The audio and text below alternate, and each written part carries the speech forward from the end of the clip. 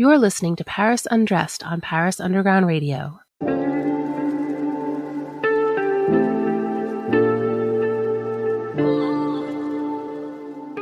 Welcome to Paris Undressed. I'm Kate Kim Griffin, your host and the author of Paris Undressed, The Secrets of French Lingerie.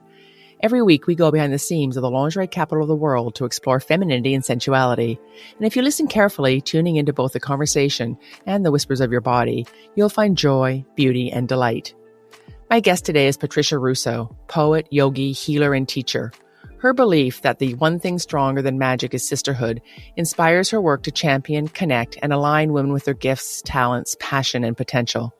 I met Pat a couple of years ago, and her creative insight and embodied leadership forged a new direction for my own business. Her innovative programs reflect the pulse of the now, and she teaches and shares from her heart, both generously and unconditionally. Pat, welcome to the Paris Undressed podcast, and thank you so much for joining me today. Kate, thank you so much. What an honor to be here with you. Words, language, and communication are very important to you, and you have a deep respect for both the spoken and the written word, and give space to many as they find their voice. You're a poet with a published collection of poems called These Words, and I can't think of a more beautiful way to begin our conversation than by you reading your dedication. Dedication. I've been broken for a long time, but it wasn't until recently that I broke myself wide open, pushed pause, and chose to heal. I lovingly dedicate this book of healing words to anyone who has ever been broken. May you find light in the darkest places, a light that you shine from the inside out, a light that is yours to keep, to touch, to dance and play with, a light to warm yourself first before sharing it with anyone else. Do you remember what inspired you to write the book of poems or to put together a collection of poems? Yeah, I mean, I know right before we started, I had to look to see when I published this book. And it was 2016, which seems like a lifetime ago. This book really what is my healing, my heart healing journey of about a decade's worth of heartbreak. And it started out as a journal of poems and words just strung together. And I was sharing them actually, as I like to kind of live out loud and heal out loud, on my Instagram that I had at the time.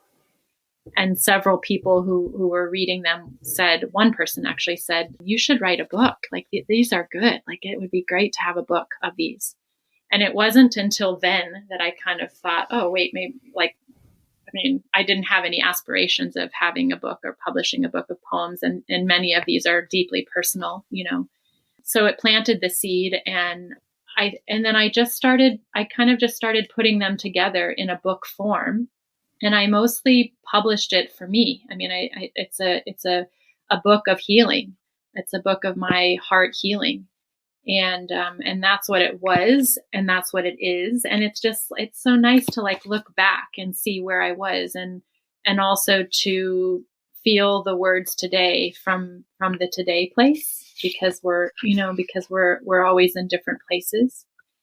One of the poems that you chose and I always love it when sisters or anybody reads the book and chooses a poem and says, oh, I like this one, or this one moved me, or I just love getting feedback. One of the poems that you chose, that you asked me to read, is still relevant today. And some of these are kind of long gone.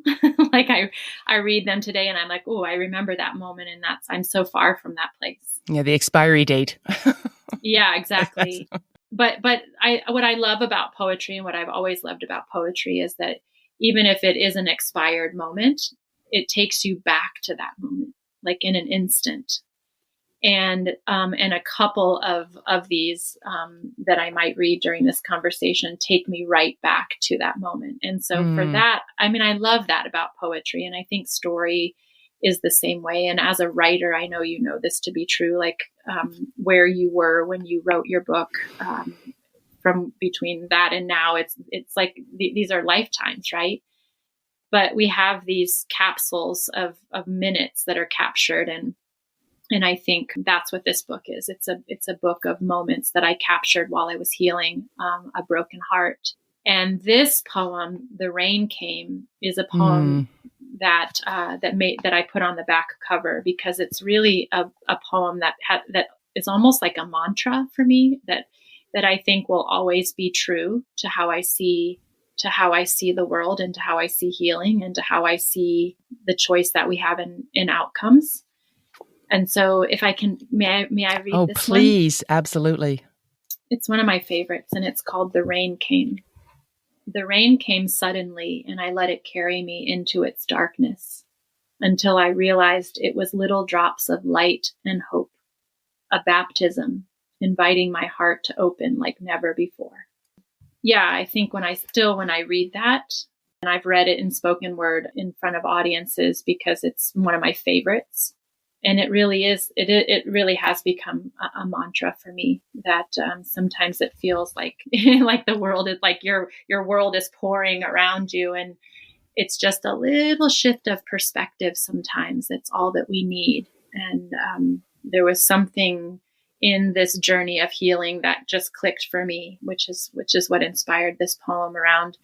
That rain is also cleansing. That rain is also potentially something that can be purifying. That rain can also be a new beginning. It can be about life, and it can be about something so much more beautiful and so much more happy than just sadness and darkness. And you share so generously your heart through your teaching and through all the programs and the workshops that you give. And before we get into all of that, we're talking to you in Paris, but Paris is a recent home for you. Can you just let our listeners know just how Patricia Russo got to Paris, to the City of Light? Yeah, I love this question. And the simple answer is that I followed my heart. And when I say that, people just automatically assume that there was a man involved because I think this is a common answer for why a girl might find herself in Paris. But really, literally, I followed my heart. As in, I just heard my heart say one day, you should live here. And I had no reason not to follow that inkling. And so I did. I am a California girl. I come from a long line of California ancestors. And San Francisco, well, Sausalito exactly is where my home in the United States is. And about 5 years ago, I'm also a luxury travel writer. And about 5 years ago, I started traveling more and more away from home. What started out as like a month here or there turned into 2 months or 3 months or 4 months. And I would come to Paris those last 3 years of this 5 years. I would come to Paris in August at the end of a long string of traveling, sort of constantly like just chasing the forever summer. I would stop in Paris in August when it was really quiet, when all the Parisians leave. And I would stay for the whole month. I did this for a couple of years in a row, and stay for the whole month in the quiet of Paris and just have no assignments and no traveling. And I rented an Airbnb the first time and just really felt like a Parisian. And it was during that first full month here. I had been to Paris before, maybe a week at a time before that.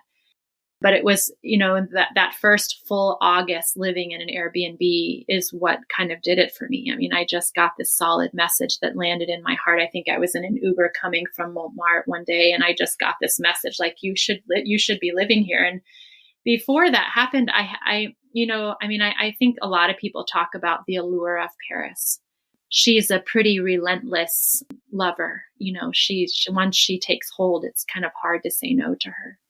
And as a poet and as a person who lives with a muse life and is easily inspired or easily captivated by beauty and history and all the things, it's easy to be here in Paris. And so she had her way with me, and I didn't put much of a fight. But I felt that invitation come into my whole body, into my heart, and then my mind sort of came into the picture. Like, how will you do that? You don't have enough money. Where are you going to live? At the time, I had a sister who needed me, and many nieces and lots of sisters. But at the time I had one sister, my favorite sister, who I really didn't want to be too far away from.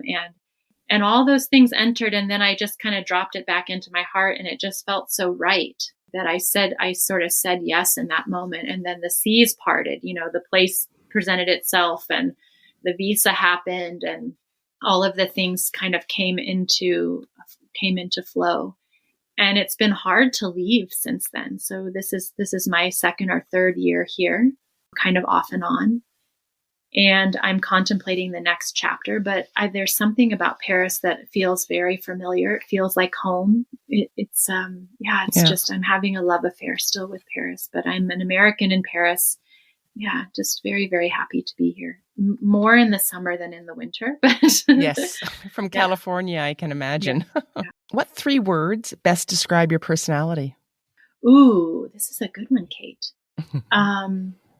Deep, poetic, and I want to say, this is a tough one, just 3. Mm-hmm. I will say kind. I think kind I love the word kind. And I think it's a kind of a big, it's a small word with like there's a lot there. There are a lot of layers and nuances to kind. Yeah. And lovely. So you have dedicated your life to empowering women in different ways, which we'll explore throughout our conversation. But to get us started, who in your life has been the most influential in shaping and building your mind and spirit? One person. I mean, if I had to say one person, it's my grandfather. Your grandfather. Okay. That's an easy one for me. I had a really tough childhood with a father that challenged me in all of the wrong and right ways. I mean, everything is always right in the spiritual realm. And when we think about the idea that maybe we chose our parents, that brings a whole nother layer to it. My grandfather was the one that was my champion. He was the one that fought for me. He was the one that believed in me when maybe I didn't believe in myself, or when nobody else was sort of fighting for me.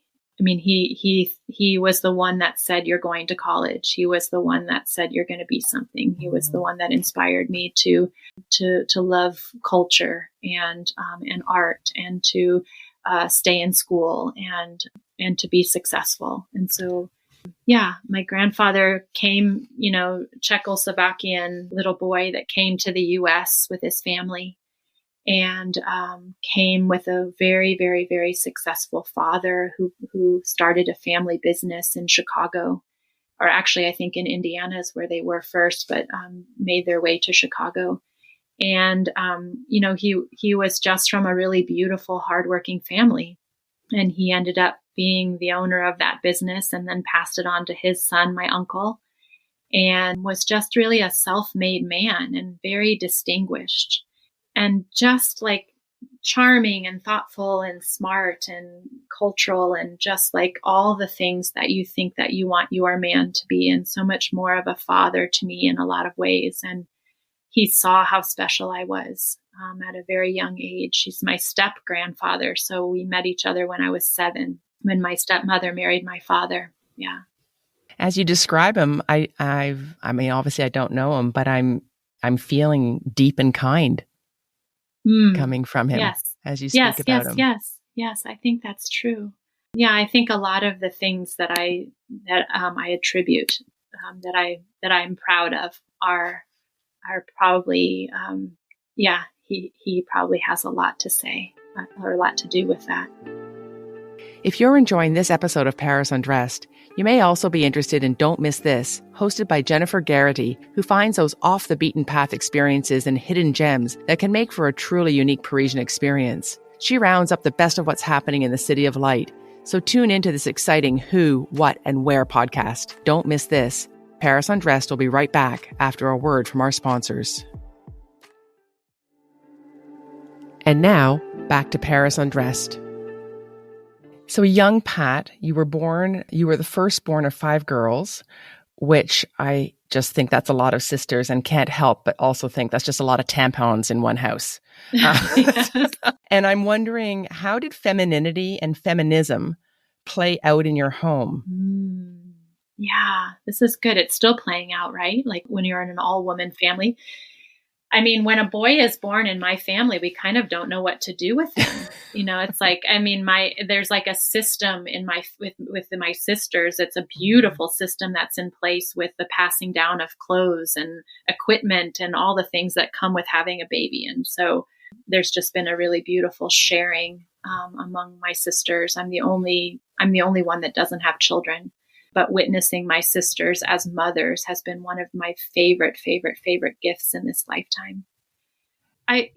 This is not an easy answer. I'm not really a feminist per se. And so I think sometimes in my family because there are strong women in my family, sometimes that has a tendency to downplay the fact that men are needed and that men are valued. And I think sometimes when you come from a strong family of women, what can happen in the dynamics of a family of all women, of strong women, is that there can be a tendency for us to forget that there is a place for strong men in the family too. And so I'm being careful with my words because I think there is a little bit of that in my family. And I think where I am now on my path and in my life is to find a beautiful balance of masculine and feminine, and to find ways in which we can be strong in both our masculine and our feminine, and not that one or the other is better. There are a lot of tampons in my house. There are some Diva cups. And there are a lot of other, we have a history of breast cancer now too. And we have some, not just all of the happy feminine things that touch a big feminine family, but we have some other things too that have come to the surface. But yeah, I mean, I was born into this life as a big sister, and I love women, and I love being in the company of sisters, whether they are blood sisters or not.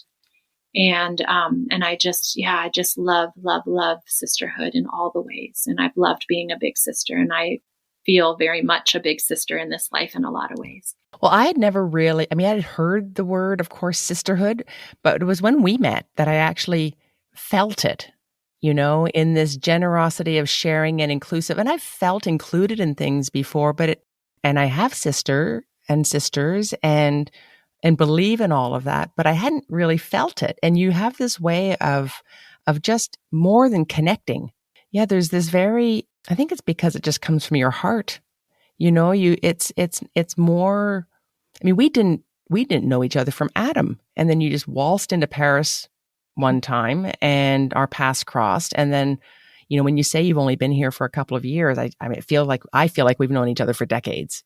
So there's a connection to this inner something. And it's also one of my questions because you do a lot with spirituality as well.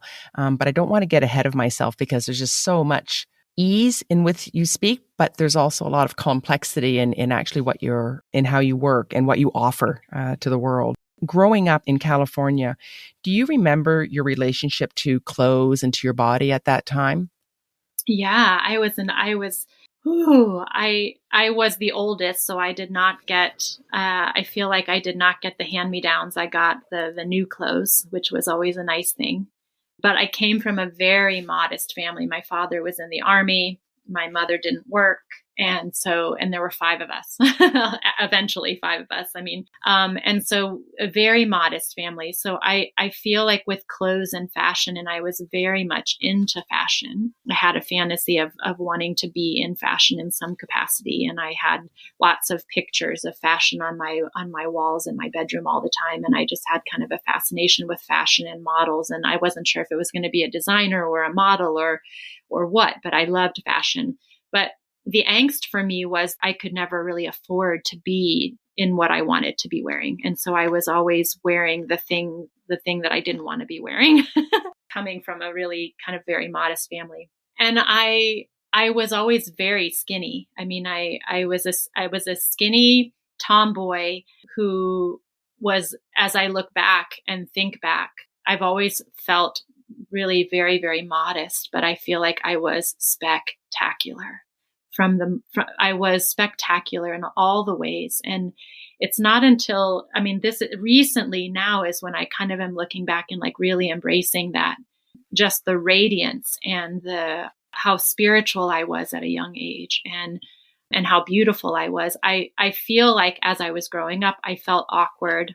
I was never popular. I was sort of this gangly, very, very thin, awkward late bloomer. Like everything was late for me. Even now I'm a late bloomer at 50, just like I was the last one to get my period. I didn't like boys until forever. Like I wasn't comfortable in my body until way, way, way later in life, and maybe still not even.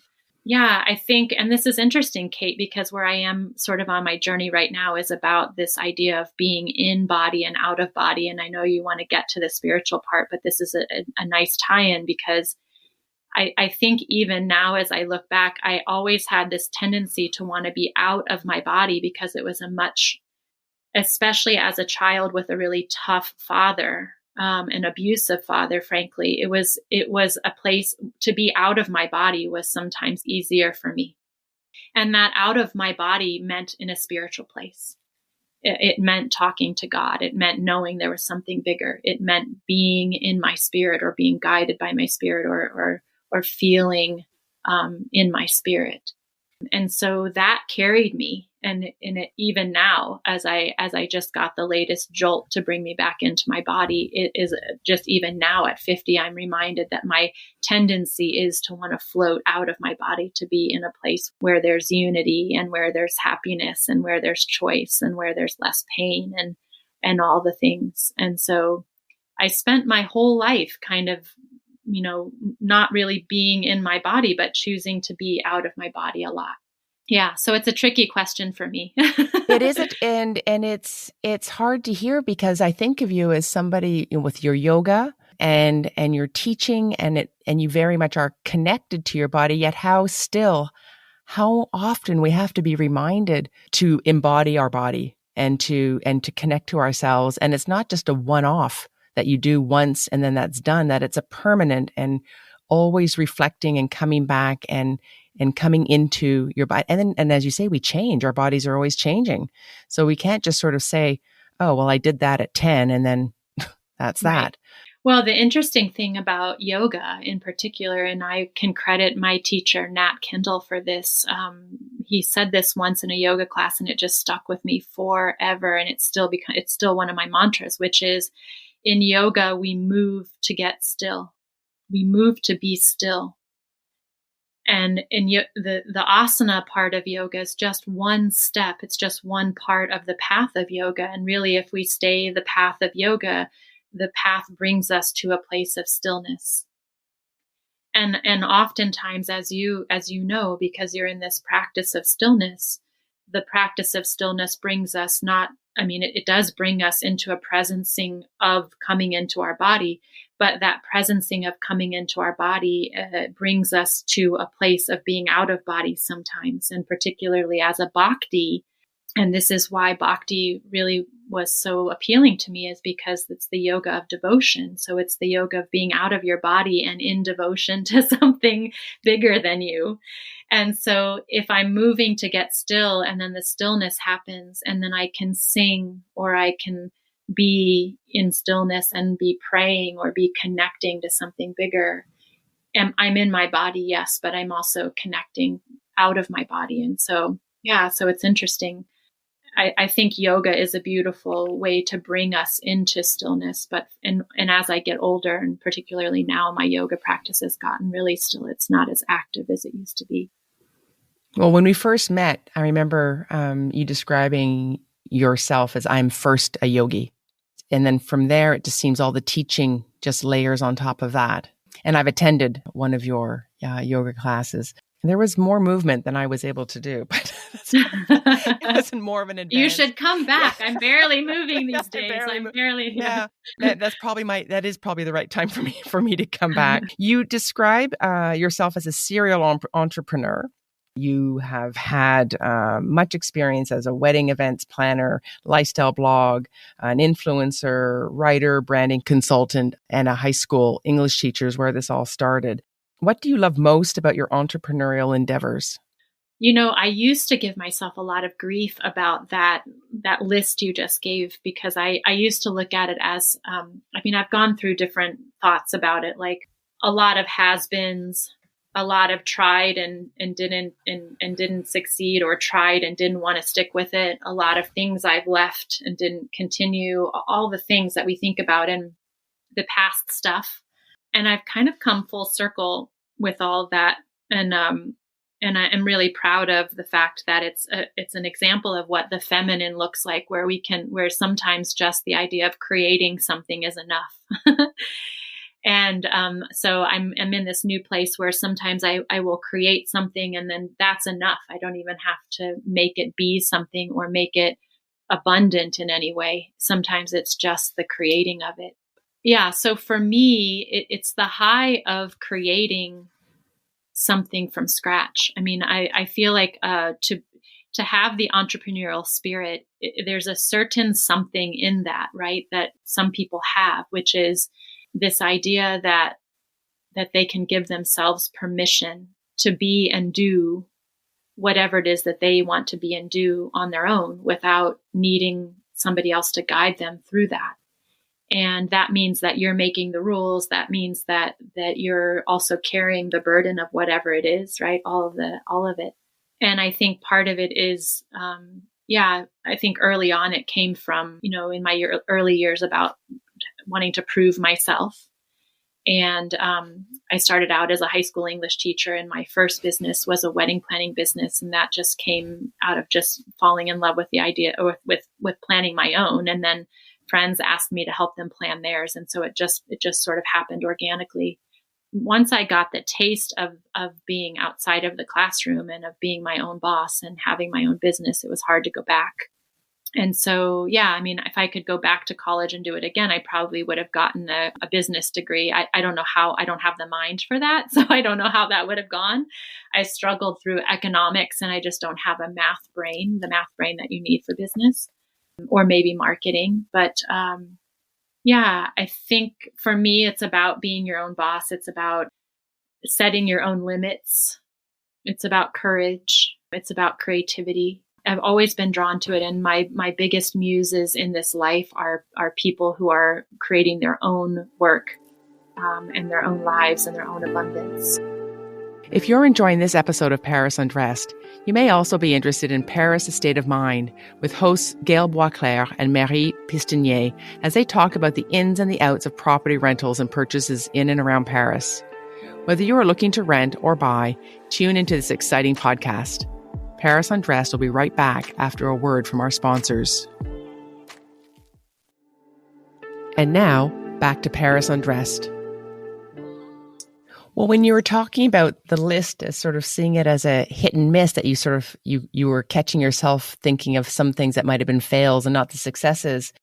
What I think about when I think about what you do, you're constantly innovating and tapping into almost like a collective sense of reflection, sort of a word that is not yet on the tip of everybody's tongues. It's almost there. It's an idea. It's a floating something, and you're making something from that. So how do you go about taking an idea and making it or turning it into a program?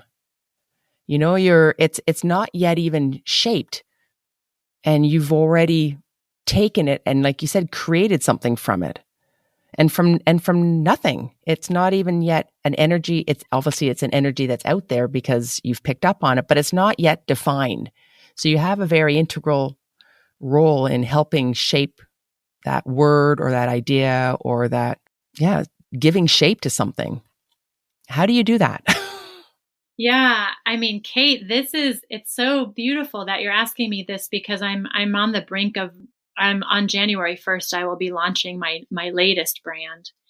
And it's coming from an ancient place in me, actually, that answers this question, which I feel like is, this is my magic. This is something that I just have. This is something I can do with my eyes closed. And this is what makes me so good at helping people like you, because I can see it, and because it just is such a natural thing. And for me, when I see opportunity, or when I see, this is what's frustrating about living in a place like France, because there's so much missed opportunity sometimes that I see around. I'm like, why aren't you doing it this way? It would be so much more efficient and so much more abundant. And I think it's just the way that you see the world. I think some people just have a different lens in seeing the world through eyes that see how we can create things. And I think part of it, the practical part of it, is obviously the business part of it is recognizing where there's a need, and so if you have something that can address a need, then that's going to be a good business idea. And oftentimes what happens is, because I work from my heart, the thing that I think that I want to fix is not something that it's going to be bought, So a lot of times, like, I'm working on a virtual retreat right now on radical forgiveness, which is something that I feel like everyone should be interested in, wanting to learn or wanting to lean into. And so I will create this. It will come from an idea that I feel like oftentimes within my own healing journey, which is where a lot of my programs come from. The Manifesting Love program is my healing journey in an 8-week program. The inner masculine work that I do is where I am on my path with, considering this inner masculine energy within myself. This idea of radical forgiveness is something that I feel like is a pain point right now that I think a lot of people would be interested in. And then I also am feeling inspired to do something around dying gracefully, because I think the fact that we're so afraid of dying and how that looks, and really facing that. So oftentimes my ideas come from my own lived experience, as I think it is true for most entrepreneurs and most people. And they just see okay, this is true for me. And then I have this ability to make that into something. And I think it comes from a real innate desire to serve. I feel like my purpose in this life is to serve others on their path. And so I think because I just have that innately, the lens that I look through when I come up with something is, how can I make this applicable to others so that it can serve them on their journey? And then, for better or worse, sometimes that's abundant and sometimes it's not.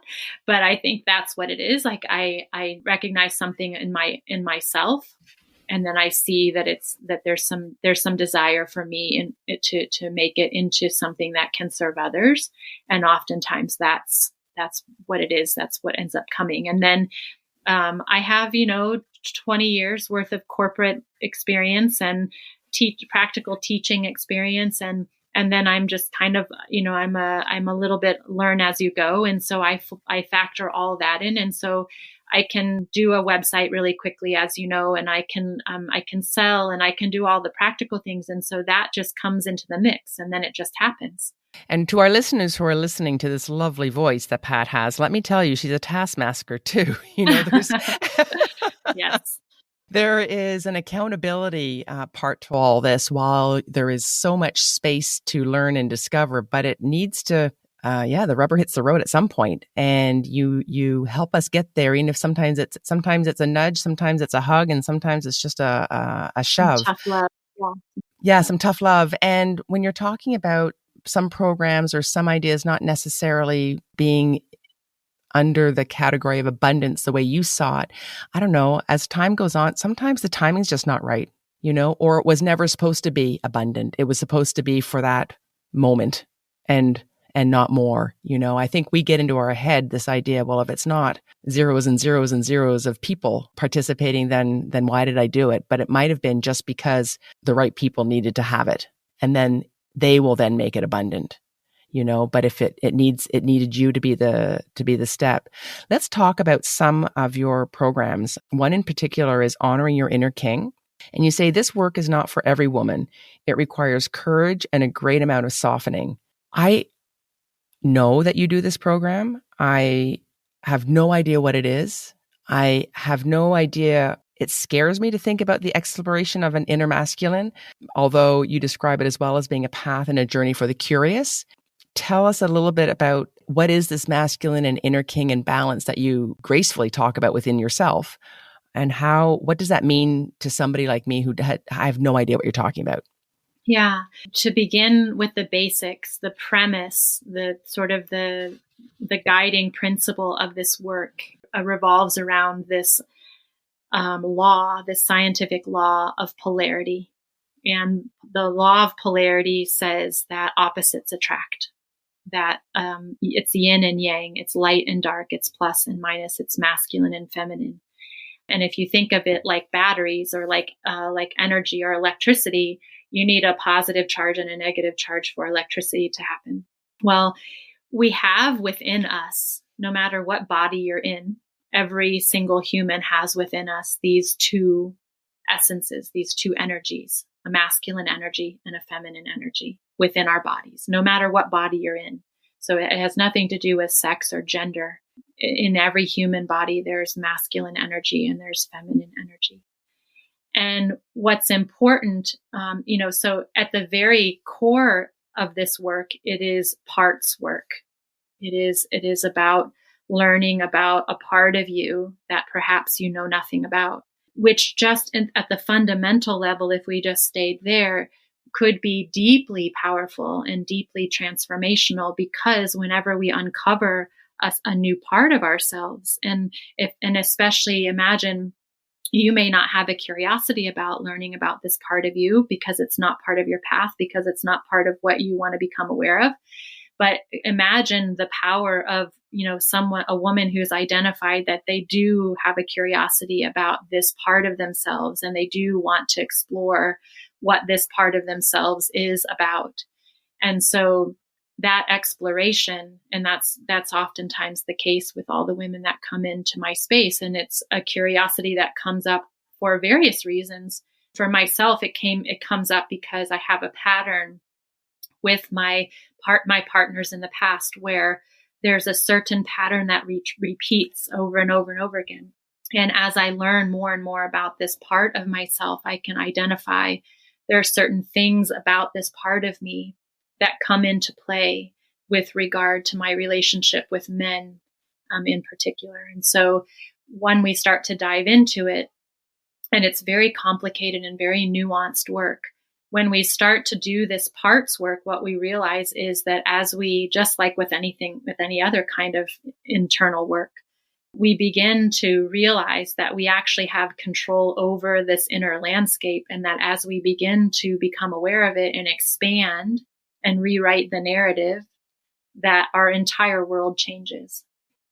And when we're dealing with energy, like these energies, masculine and feminine energies, if we have a woman, for example, who's leading more with her masculine energy and is getting a certain response from the world, because that's just the nature of energy, and she wants to make a shift around that for whatever reason, and so then she becomes more aware about this part of her, and then begins to create a softening around this.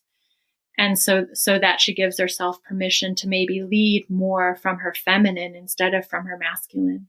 The shift that can happen in all aspects of life, with work, with relationship, with family, with herself, is incredibly powerful. And what I know to be true is that women in the collective have been holding the masculine for so long. We've been carrying so much. We've been doing so much. It's been heavy, and we've been leading a lot. We've been doing a lot. And these are all very masculine, and it's really incredible. It's brilliant. If you're choosing to do that, it's brilliant. But there are a lot of us women who really want to learn why that is, and really have this deep desire to soften and to really come more deeply into our feminine, and perhaps lead with that energy, with that feminine energy. And what happens then, because of the law of polarity, is if we're leading with our feminine energy, we're going to attract a different man. If we're leading from our masculine, we're going to attract a different man. And so it has also a lot to do with women who are currently in partnership, who are experiencing some energy in that partnership and that they're not sure about, or that they want to make a shift around or expand in. So it's in terms of your relationship in a partnership, or is it also part of how one operates on a daily basis? Well, the first answer to that is always, always, always as within, so without. So as you know, because whatever is in the internal dialogue is what's going to show up outside of you. And so this is if there's an imbalance with the masculine and feminine within yourself, which means that you're not respecting the masculine within you, perhaps because of father things or because of patterns or because of conditioning or trauma. And this inner masculine within you is not being respected or exalted, as I use this word, exalted or honored. What's typically going to happen is that everything outside of us is going to reflect that, because first it happens within us and then outside of us is what shows up. And so we're doing the work first to balance the energies within us, to have this great reverence for this inner masculine within us first, so that we can then attract, if that's what we want, work from, if that's what we want, lead from, if that's what we want. All the things outside of us are affected by that. But it's not necessarily, it's in all my programs are always about us first. So at first it's about what's happening within you first, and then everything outside of that is secondary. It's right. That's so if like, there's no awareness for it, then we can't possibly know we're doing it. right. Or we're missing it, or we're right. blinded by it. Right. Right. So for example, in your partnership, as you are in your partnership, there has to be at all times a masculine and a feminine within your relationship. And sometimes your husband will be in his feminine and you'll be in your masculine. That's really sexy because it's an opposite charge. Sometimes he'll be in his masculine and you'll be in your feminine. That's really sexy because it'll be an opposite charge. The times when he's in his masculine and you're in your masculine, when business is getting done, when children are getting raised, when things are happening, it maybe isn't as sexy, but it's still, you're still able to co-create, but the energy feels different. And so that's one of the things that I think is really so beautiful about this work, is that you begin to become hyper, hyper, hyper aware of the power of these energies and the interactions of these energies, so that it sort of becomes a choice to master them for whatever outcome that you want to manifest. Yeah, or having then just the wisdom to know what's going on, and perhaps not, I'm just thinking in my, not needing to have the last word, or exactly. Maybe this time I just don't need to say it. Exactly. Being able to just be able to have that space awareness and just enough wisdom to say I don't. Yeah. I mean, that's it, Kate, right? It's like, because when we allow the man, if he wants to be in his masculine, to be in the masculine, and then we drop back and we're in receiving, or we're in our feminine, that's really the sexiest place in terms of the electricity in a relationship. That's the law of polarity. And that's just one basic law of this work, but it's really powerful, nuanced, and I just gave you a very simple, as simply as I could, but it's an 8-week program. The themes are polarity. Then we talk about the collective masculine, like how do we feel about men in general? Then we think about our own inner masculine, who is our own inner masculine. And then the last theme is about balance. It's about the union, creating this balance and harmony within ourselves that we want to show up outside of ourselves. It's really powerful work, and it's the work that I'm doing currently on my own path. Well, maybe there's always room for balance, right? Yeah, always. No, it's a forever practice. It's not a destination. It's a forever practice. No. And it invites choice again. And once you come to that place of choice, then everything changes. Then you're not in a reaction mode. You are in a responding mode. And this is the whole reason why you do the work that you do with meditation. It's so that we can slow time and take a deep breath and respond instead of react. And when we have this awareness about this part of ourselves, that's just another superpower that we have around these energies. Yeah.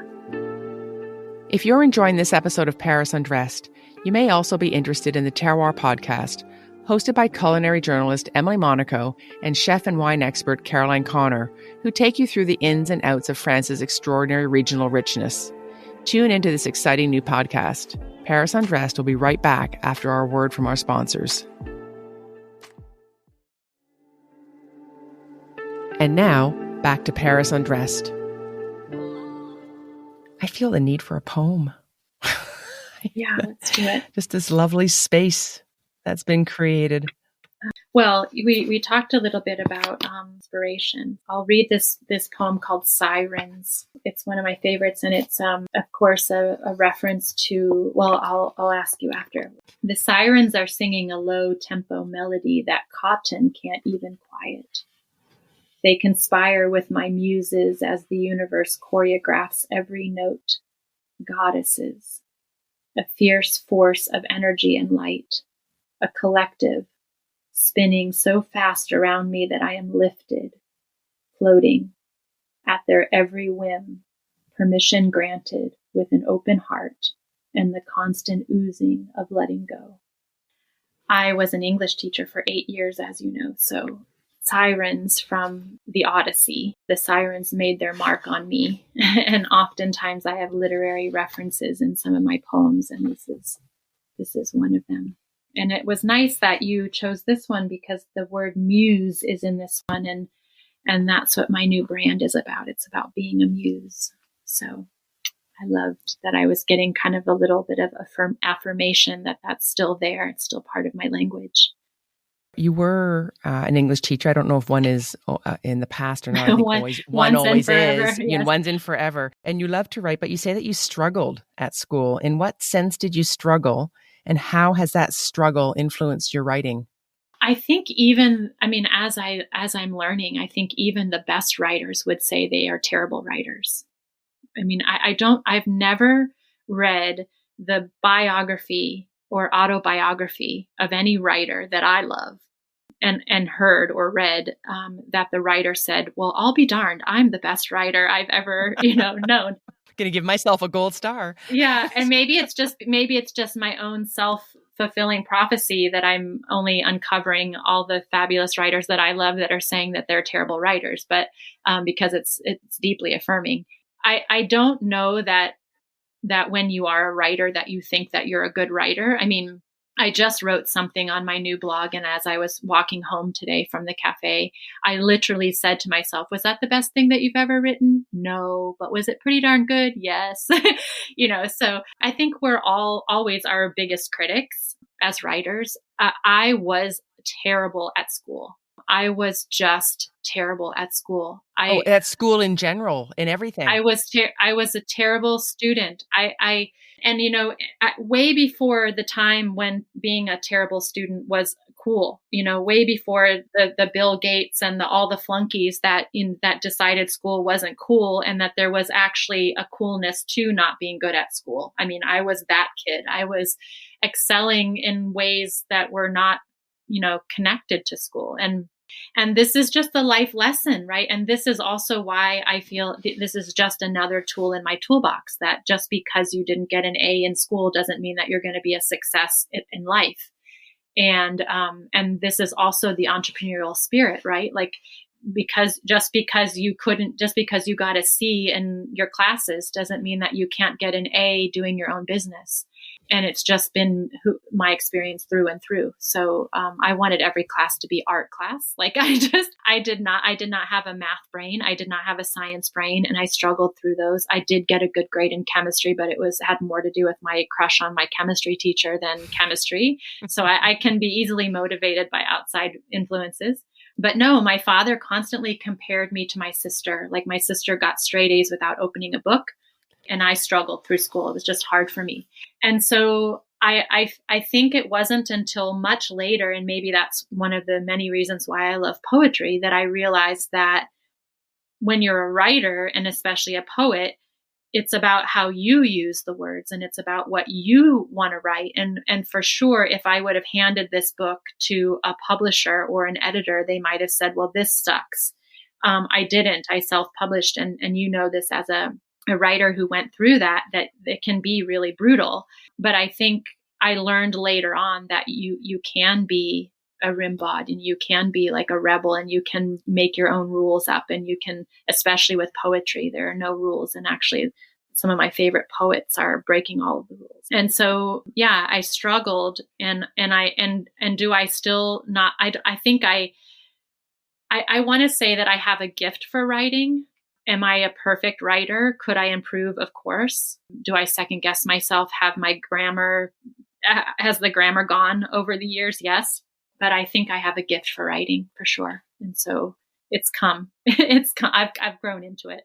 I think it's always part of finding your voice too. And it surprises me when you talk about that idea that we're never happy with ourselves. I mean, I can be full of self-criticism too. And then I look back at something, I think, well, that wasn't so bad. I don't remember it that way. Or God, the number of times writing where I think I've said something finally for the first time. And I look back at, no, I've already said it before, but I didn't understand it the same way, or it wasn't said the same. It hadn't just landed the right way for me to be able to express it in the words that I wanted to. And sometimes that you get tangled in your own. I know for writing, I have to untangle. I can't, unless I can't even articulate it as I'm speaking. I need to write to find out what I think. I love that. Is why I need to do it. And sometimes it really ain't pretty. Yeah, no, I love that. It's like journaling, right? It's like, Yep. It's like morning pages, I think. Yep. Absolutely. And that's certainly what this book was. This book was it was writing to think, it was writing to heal. And that's what it was. It wasn't writing. I was not writing the book to publish it. I was writing the book to heal. And I think a lot of the entrepreneurial journey too. And I think also sounds very familiar when you say hits and misses. So I sort of wonder, well, why did I do that? And why? Well, it's all just parts of a puzzle. And if it's all starting to make sense. And when you talk about the softening, it's like, I don't need to know how this fits. As long as it feels right to do, will fit the way it needs to fit. It might just be a small step, or it might be in the end, a bridge to something. But it will, and it comes to a word that keeps popping up this year is trust. Sort of just trust your instincts and go. In your capacity as a teacher, now as well, with everything that you do and with your experience, spanning decades now, sharing your wisdom and inviting reflection and guiding others. What have your students taught you? My students are my biggest teachers. I mean, that's always the case, right? Like every single day. And I started doing a big journal every week of just jotting them down, especially during my Friday calls. On Fridays, I spend the whole day doing 30-minute back-to-back calls with students. And oftentimes after those Fridays, I'll have a whole list of things that are just incredible mirrors. I mean, we're all always mirrors for each other. I think, some of the big things that are coming up right now that are being mirrored back to me are just, and this is a constant, just the incredible courage that it takes to do inner work. Just my students are just incredible examples of the courage that it takes to just do this work that isn't easy, to discover this part of a new part of themselves, or to think about their wounds or their patterns, and just like the courage that I'm just constantly, they're teaching me what courage looks like. And that's really beautiful. The capacity that our hearts have to love. My students are constantly teaching me that. The pain that I witness in some of my students, and how they transmute that pain into love, and the capacity that they have to hold all the things that they're holding and transmuting. It's just a beautiful lesson that I get over and over and over again. Some of the unpleasant lessons that I'm taught through my students, I've become a little bit rigid with regard to being on time and like showing up fully and being fully present. And my students, when my students don't show up on time, when they miss a Zoom or decide to like not show up for themselves, or these are lessons too. I mean, everything is a teacher, and I have a choice in how I respond to that. And I have a whole lifetime history of internalizing that, and of holding on to that, and of wanting the best for them and wanting to make it sort of mine. And that's a beautiful lesson in just witnessing them and sending them love and letting it go. And just a lot of compassion, and allowing the witnessing to be an acceptance in the moment of what's happening. That we can be 5 minutes late and that it's going to be okay, or that the person, the student just couldn't show up on the day, and that's okay. And there's no judgment in how they're not showing up for themselves. And it's not a judgment about how they feel about me. So there are lots of, everything is a mirror and a teacher, and I'm incredibly grateful to every single woman. But I'm incredibly grateful just for the honor of every woman who comes into my field who wants me to walk beside them. And oftentimes I end up learning more in the journey than I feel like they did. I think it's a nice balance, and they probably feel the same way. But well, you taught me, it's a phrase that's out there and very, and used quite frequently, but again, you embodied it. It's holding space. I didn't really know what that meant until I started spending time with you and working together. And it's an implicit part now of what I do. I've just taken that with me no matter where I go. When you talk about your grandfather being an influence too, he gave you space. And when people talk about their teachers or influences, it's just any one of us can do that. Give space to somebody. And by giving space, it just says, this is important to me. And because I'm saying it out loud or holding space and you're here, it means it's important for you too. And we can explore it together. And I hadn't sort of seen or understood just the potential of that.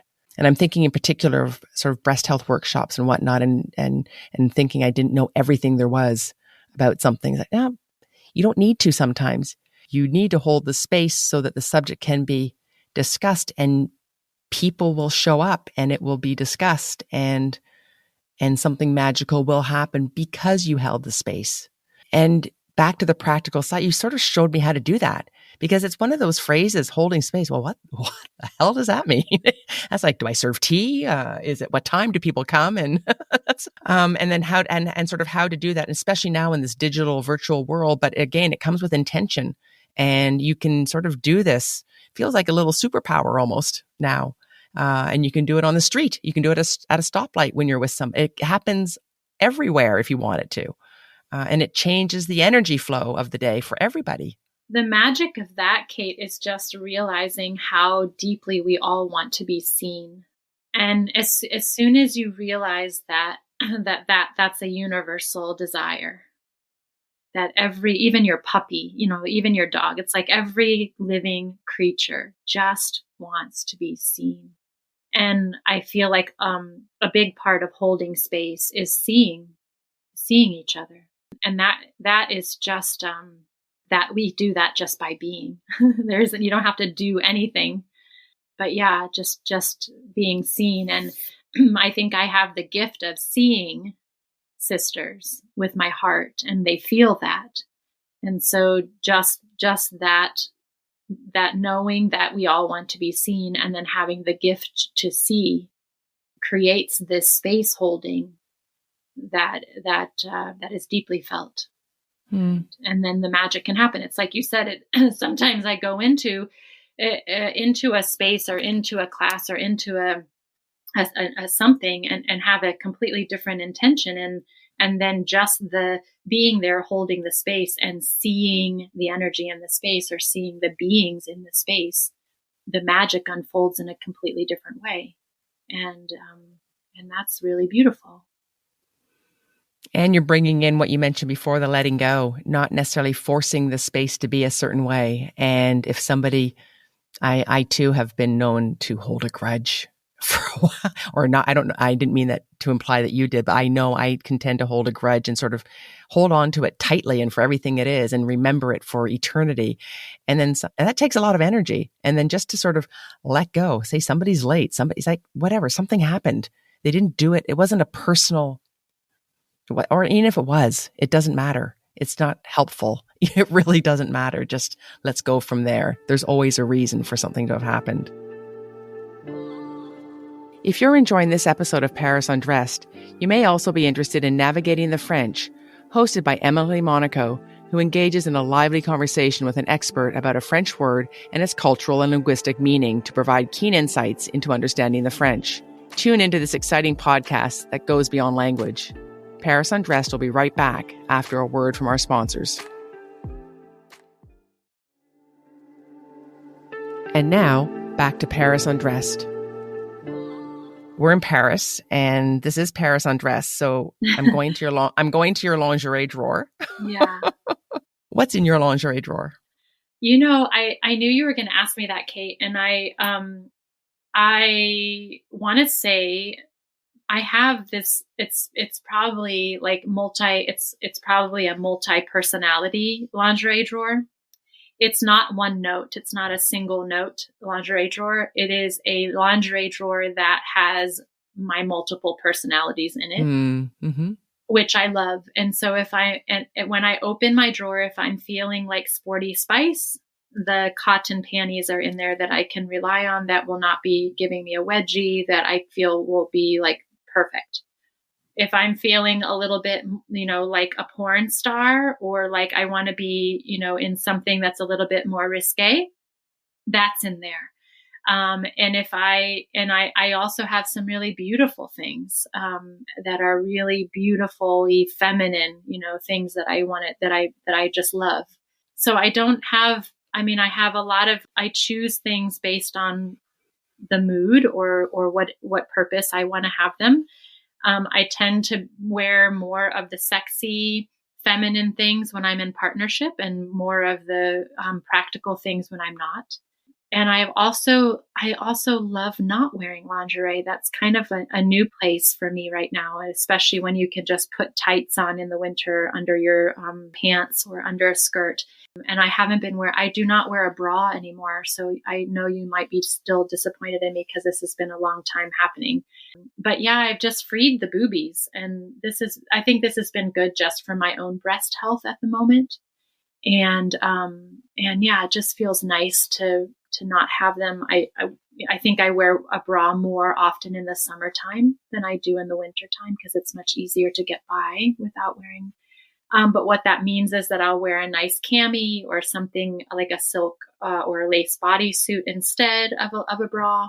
Doesn't mean that I'm not covering them and wanting to feel some sort of yummy sensation in fabric there. But it's just, I just have kind of, I've done away with the bras, and I'm not so much a matchy girl anymore. I mean, sometimes I have also been in between partnership for a really long time. So I'm also noticing, and I've also been dealing with some health issues. It's like those types of things keep us away from our lingerie drawer, I think, just naturally. And that's interesting. And I knew that you were going to ask me this. And so I went there today and kind of gave myself a little moment to grieve,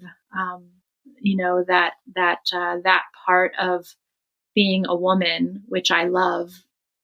It's just not being attended to for these other practical things.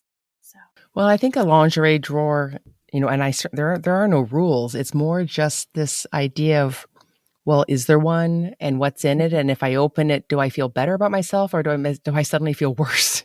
Is it right? Like sometimes it's filled with, I hear a lot of sort of the better me that will come, or this is not, there's usually something else that's sort of going on. So just the fact that there's a drawer filled with pieces that at one time or another, again, the same way we're talking about the poetry written in 2016, it was there for a purpose, that you enjoyed it. It might not be that same enjoyment right now, but it still has a place, and there was an intention with it. So I think of lingerie like poetry. I love that. Poetry for the body, and it's an invitation to sort of revisit sometimes the sensations that can come with that, and as you said, just observe. I'm not wearing it right now, and why is that? And maybe there's a reason that needs to more attending, like you say. Or I also it's just not now. Yeah, I've also always been, and this is one of the things that I teach in my Manifesting Love, is I've always been the girl that I don't believe in saving the lingerie for a special occasion. You are the special occasion. So I am the girl that wears the fancy thing just for herself, and that's very French. And so I just love that. I've always been that girl. So I don't have. I do have a few things that are still in the package that I might be saving, or that I haven't had a real reason to wear. But I've always been the girl that's buying the nice things and then doesn't wait until. So I do have a drawer full of things that are really nice that that I'm wearing for myself. I just haven't worn them in a while. So I need to get back to that. Well, my next question is your favorite color and I thought, since I know there's a poem, so instead of answering your favorite color of your bra, I think perhaps the poem might be the more beautiful choice. This is a good one, Kate. This is a good one.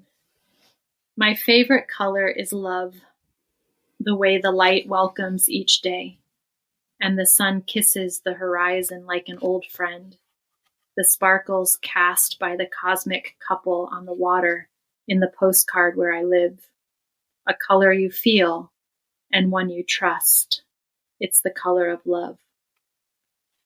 That's still true. And it reminds me of this beautiful place called California that I come from, where really it does feel like you live in a postcard. I don't have a favorite color of lingerie. I have a lot of black. I have a lot of white.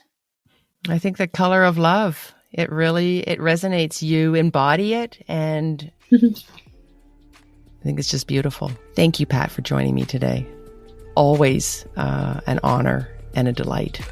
Thank you so much, Kate. What an honor for me. To learn more about Pat, visit her website, thehellYesLife.com. That's TheHellYesLife. Or follow her on Instagram at thehellYesLife. You can find me, your host, Kate Kemp Griffin, on all socials at Paris Undressed and at Catherine Kemp Griffin. That's KathrynKempGriffin. You can also find the links on our episode page. And thank you. Merci for listening to Paris Undressed. And if you enjoyed this podcast, please share and subscribe so we can continue to connect our stories one bra at a time. Paris Undressed is produced by Paris Underground Radio. For more on this show and shows like it, please go to parisundergroundradio.com. Merci et à la prochaine. This episode of Paris Undressed was produced by Jennifer Garrity for Paris Underground Radio. For more on this show and shows like it, please visit parisundergroundradio.com.